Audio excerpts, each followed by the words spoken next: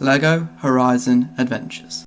Yes, I know I'm about 2 years late to this game, but it is just released on the PlayStation game catalogue, so I thought, why not play this game and platinum it, because it's been in my sights for a little while now, and I think it will be a really fun journey. So make sure to comment what you think. This platinum took me about 10 hours, and yeah, let's get into it. So the game begins with a short cutscene on the backstory of Aloy and how she became an archer. We are then thrown into the prologue, where we learn the basic mechanics of the game, like jumping, like zip line as you can see there, climbing, shooting, all of the basic skills. And then we are introduced to our first enemy of the game. Oh, there's a goat thing. Okay, a broadhead. And quickly take down the broadhead with ease and gain our first level. This then takes us to a cutscene of the leader being taken away by the enemies, and it also leads to my first trophy. And the prologue and the first trophy complete. Finishing the prologue also allowed us to do co-op play, which I use for the start and for the end of the game for some trophies. And we proceed to make our way to our first expedition in the Sacred Lands. So to put it simply, the expeditions are like levels in the game, where you go through different obstacles, you fight different monsters, like the machines, and there are also things, buildings that you can build for coins, and also chests, which again give you coins, and these are usually separated by silver trails. Each expedition also ends in a horde fight, where you have to take on multiple different machines. And at the end of this expedition, we managed to free a cage, which freed Teb the Tailor, which will help us with avatar customization. Completing an expedition also gives you a golden brick. Way! Another golden trophy, come on. We then continue to build the tailor's shop, which can help us in the future for some trophies by completing things called jobs. We then repeat the process of the expedition more times, which is going to become a common theme as the game goes on. However, here we meet a mysterious figure, otherwise known as Val, and eventually he joins our journey, but at this point he's just a random character. Here we also have our first encounter with a Toolneck. These are large robots which have obstacle course levels where you have to defeat cultists, and at the end you will catch up to it and there'll be a gold brick, and for the first one there's another trophy. Oh, wait, it's on his head. Oh, another trophy. Flathead. And then I unlocked the mother tree, which allowed me to upgrade my character and enhance in things like my XP, and just in general help me fight monsters better. We then continue the next expedition and are introduced to Helis, who is the main antagonist of this game. Well, kind of, anyway. As we adventure further, we also find more machines, like here, the Grazer, and also many others. We also free Cast, which allows us to customize our builds and will lead to more trophies in the future. So in the next expedition, I free Val from a cage, who I can use to play as in the future, and also unlock another trophy. Another gold brick. That is gold brick 4, and another trophy. So here I unlock community jobs, which are essentially tasks that you have to complete, and it rewards you with a certain number of golden bricks. So here we have our first encounter with a cauldron, otherwise known as a strange facility, and in here you have to complete many obstacle courses, fight machines, and all of this ends in a golden brick. We then encounter the final boss of the game and defeat it pretty easily, which then allows us to free Tirza, who is another playable character. Completing this expedition also gives me the final golden brick of this area and another trophy. Yes, getting those final golden brick. Here we are introduced to the goddess Elizabeth, and she shows us an evil blob who wants to take over the world. And here we unlock chapter 2, which is the mountains, and we're going to face many new enemies. And a mysterious voice pops up on our focus telling us that we need to build many signal towers around this new map. Then we locate the signal towers, defeat some machines, and finally build back the tower. That's the radio tower. We then return back to base and go to do more upgrades when I get another trophy. Nice upgrade. Oh, I got a gold trophy.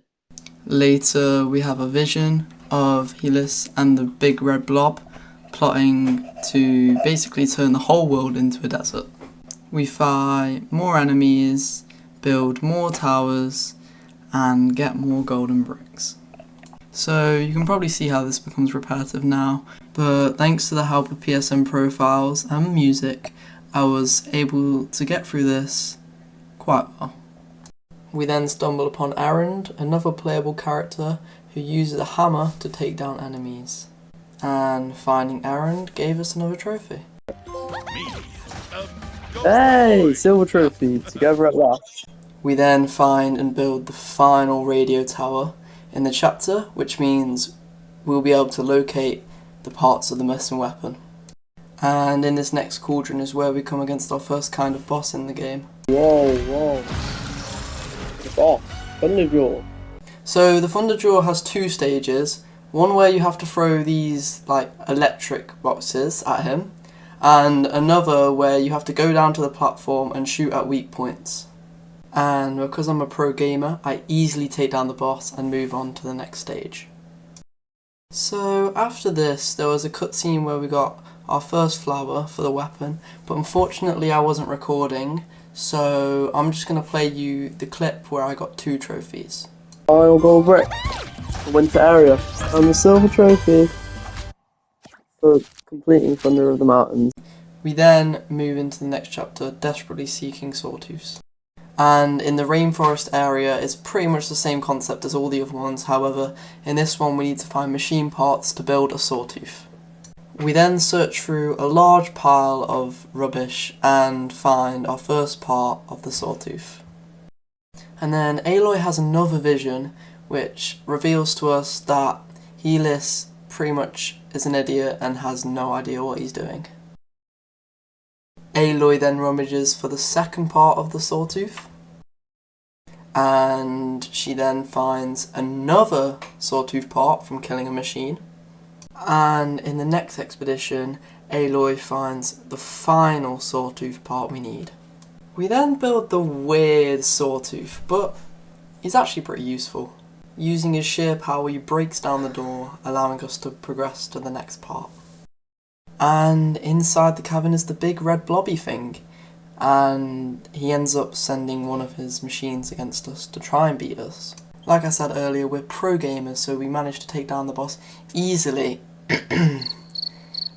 Yeah, we managed to take down the boss easily, but the blob decides that it's not his time, but at least we get a new trophy.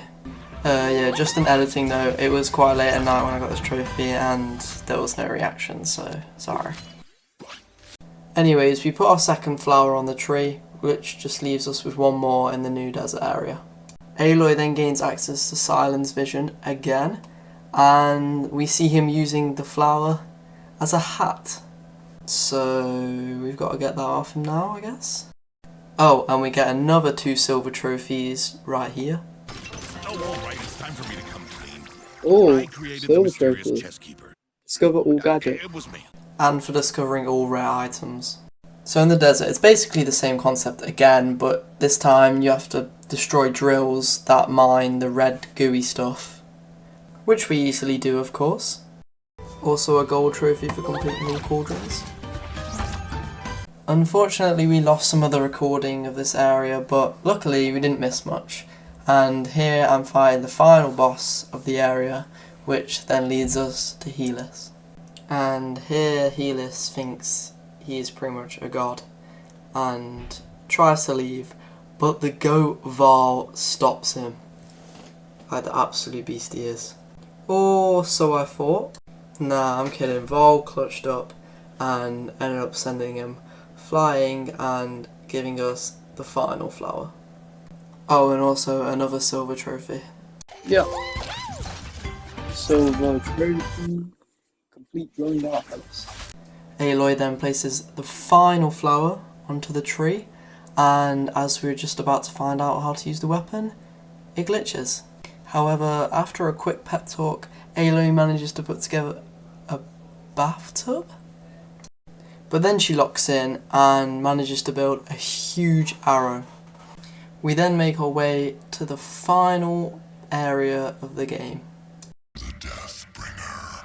Sorry, I just left that in because I thought that was quite ominous, but we then are met with a final boss of the game, the Deathbringer.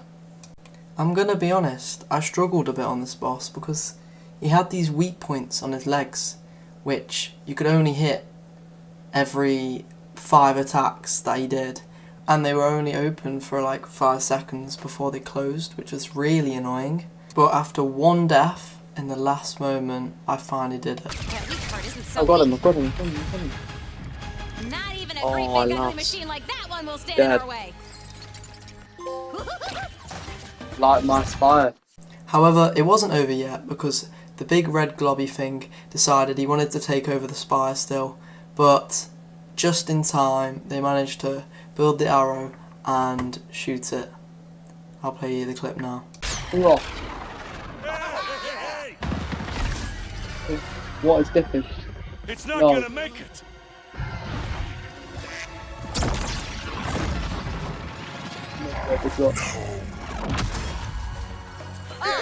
Never doubt grandma power. And with that, the big red globby thing was dead. But the game had one more thing it wanted to show us. That's right, it wanted to drop some mom lore for Aloy. And we find out that the goddess, the hologram, is actually a mom all along, which is a bit weird because she's like 1,000-year-old. But apparently it's a mom. So the game ends with a huge party to celebrate their win and the credits. So with the story complete now, all we've got left is to clean up the rest of the trophies in the game. One thing that will help us with this is collecting all of the Apex bricks. There are a total of 16 Apex bricks in the game and 4 in each area, and basically to get them you need to kill one big boss from each area, and when you get all 4 for an area it means you are allowed to replay that area, which is going to be very useful for later on. We get a trophy for Aloy turning to level 20, another for buying 70 decorations, another trophy for getting 50 golden bricks. And the golden trophy. Yellow brick horde. I collect my final Apex brick, Ooh, the final red brick. a gold trophy for completing 20 community jobs, another trophy for getting 75 outfits, a trophy for finding the final tool neck, and then the final trophy. This trophy took me like 3 hours, and you had to get every single character to level 20, and I cannot tell you how boring that was, playing these same levels over and over again. But I don't want to scare you away from trying to platinum this game, because it was a really good game, but this just one trophy, it was awful because XP scaled every level and it just took a very long time. So with that, I'm going to play you the final clips. I don't know if that's your experience.